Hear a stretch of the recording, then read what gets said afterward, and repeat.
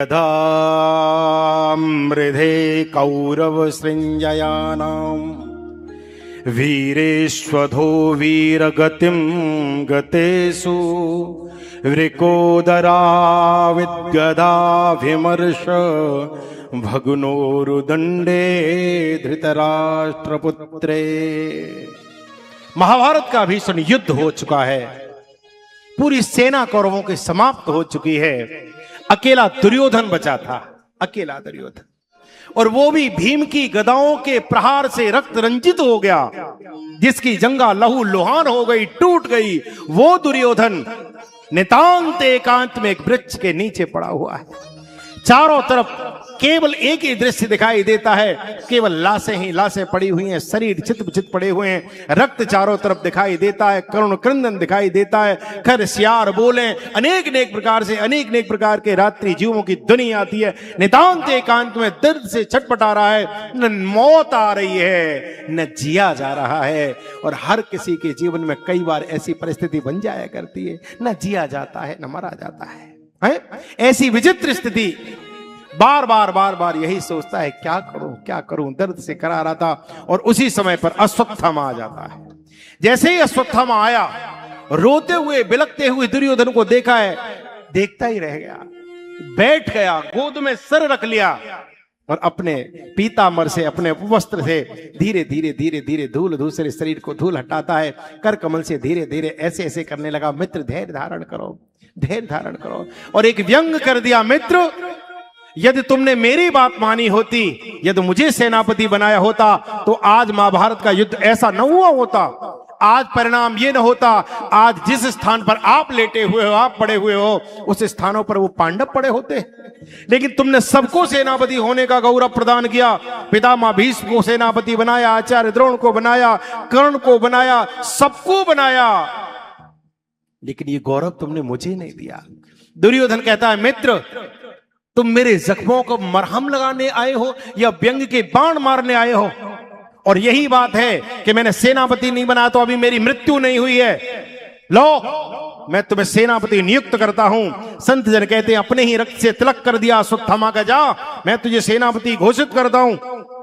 और यहां से रात्रि में अश्वत्थामा चला है काकुलू न्याय का सहारा लेकर के, कि सोते हुए पांडवों को मार दूंगा। लेकिन भैया, जिसको भगवान बचाना चाहता हो उसे कोई नहीं मार सकता।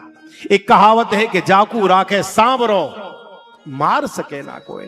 जिसका हाथ भगवान पकड़ लेता है उसे कोई मार नहीं सकता। वो जल में नहीं डूबता, वो अग्नि में नहीं जलता है, काल भी उसके सामने नतमस्तक हो जाया करता है। आहा, भगवान ने क्या किया कि पांचों पांडवों को लेकर के वन की यात्रा के लिए चले गए। थोड़ा वन का भ्रमण करने जा रहे हैं, रथ में बिठा लिया, चलो थोड़ा भ्रमण करके आते हैं, विजयश्री का थोड़ा सा स्वाद चखते हैं, चलो। पांचों पांडवों को लेकर के चले गए, लेकिन घटना घटित हो गई। क्या? बोले इन पांचों पांडवों के 5 पुत्र थे, जो देखने में हूबहू बिल्कुल वैसे ही लगा करते थे। और ये अपने अपने पिता के स्थान पर आकर के लेट गए, वहां आकर के सो गए। इधर घटना मोड़ लेती है। रात्रि में अश्वत्थामा आता है, हाथ में कटार लेकर के। अर्जुन का पुत्र अर्जुन जैसा लगता था, भीम का पुत्र भीम जैसा लगता था, युधिष्ठिर का पुत्र युधिष्ठिर जैसा लगता था, नकुल सहदेव के पुत्र बिल्कुल हूबहू अपने पिता की तरह लगते थे।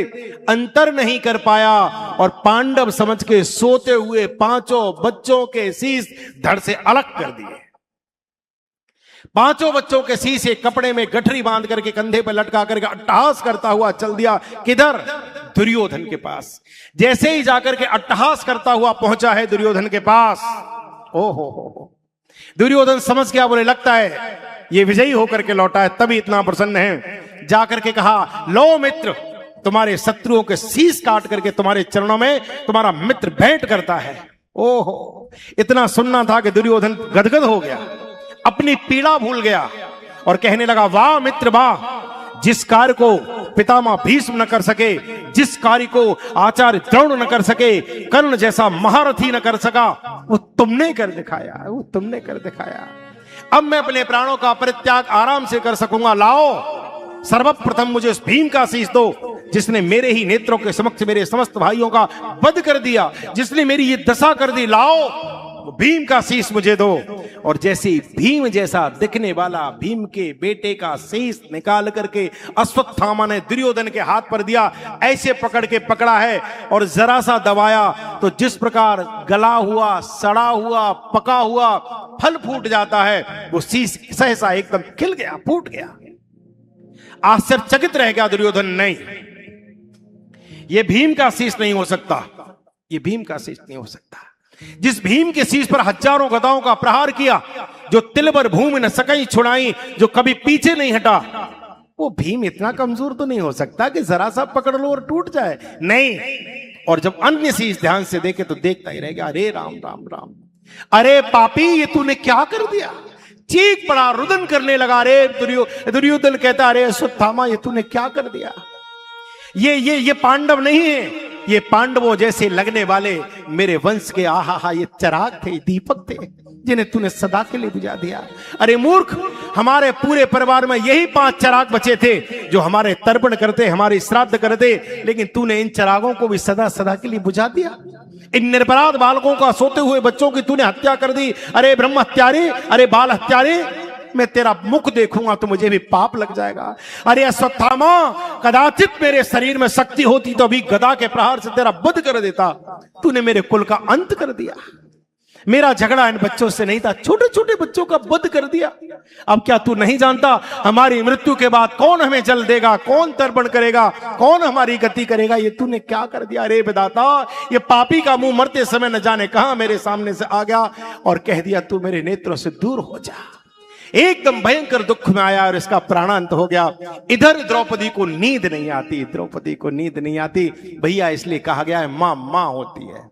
दुनिया में कोई ऐसा नहीं है जो तुम्हारे दर्द को महसूस कर सके, समझ सके, लेकिन मां ऐसी है, बच्चे को जितनी पीड़ा होती है, जितनी चोट लगती है, उससे ज्यादा मार रोया करती है, उससे ज्यादा मार होती है। बच्चा के जरा सा कष्ट हो जाए, मां के प्राण निकल जाते हैं, प्राण निकल जाते हैं, भयंकर रुदन करती है मां, अत्यधिक मां को पीड़ा होती है, अत्यधिक। द्रौपदी को नींद नहीं आ रही, नींद नहीं आ रही, नींद नहीं आ रही। आहा, और जैसे ही भोर हुआ है, दौड़ती हुई कुटिया से निकली उस तरफ जहां बच्चे सोए हुए थे, जहां बच्चे सोए हुए थे। और जैसे इस शिविर में आकर के देखा है, रक्त रंजित केवल सब पड़े हुए हैं, शीश विहीन, पछाड़ खा के गिर पड़ी। अरे विधाता, ये तूने क्या कर दिया, ये तूने क्या किया। चीख मार करके रोती है। सभी सेवक सेवकाएं, सबके सब दास दासियां आकर के खड़े हो गए, सब रुदन करने लगे। और इधर भगवान के साथ 5 पांडव गए हुए थे, लेकिन आज अर्जुन का भी यात्रा में मन नहीं लग रहा, मन नहीं लग रहा। आहा, सारथित्व करते हैं, ठाकुर रथ चला रहे थे, अर्जुन बिल्कुल चरणों में बैठ के आके बोला, गोविंद मेरा यात्रा में मन नहीं लगता, चलो शिविर की ओर चलते हैं, शिविर की ओर चलते हैं। मेरा हृदय घबरा रहा है, पता नहीं क्यों मुझे एक अलग ही अनुभव हो रहा है। और आज भगवान के नेत्र भी सजल हैं, क्योंकि द्रौपदी परम भक्त है, परम भक्त है। यदि भक्त रोएगा तो भगवान कैसे शांत रह सकता है। ये प्रेम का प्रतीक है भैया। दर्द वही महसूस कर सकता है जो आपसे प्रेम करता हो, ठाकुर से अधिक कौन प्रेम कर सकता है। किसी ने बड़ा सुंदर बात कही है, वो कहता है कि दर्द अपना न सही, दर्द से रिश्ता होगा। दर्द अपना न सही, दर्द से रिश्ता होगा। अरे हम तड़पते हैं तो वो भी तो तड़पता होगा। जब भक्त को रोता है तो ठाकुर भी रोता है, ठाकुर भी रोता है। भगवान भी गंभीर हैं, गंभीर हैं। जैसे ही रथ आकर के रुका है, द्रौपदी का करुण क्रंदन अर्जुन ने सुना, कूद पड़ा, दौड़ करके आया।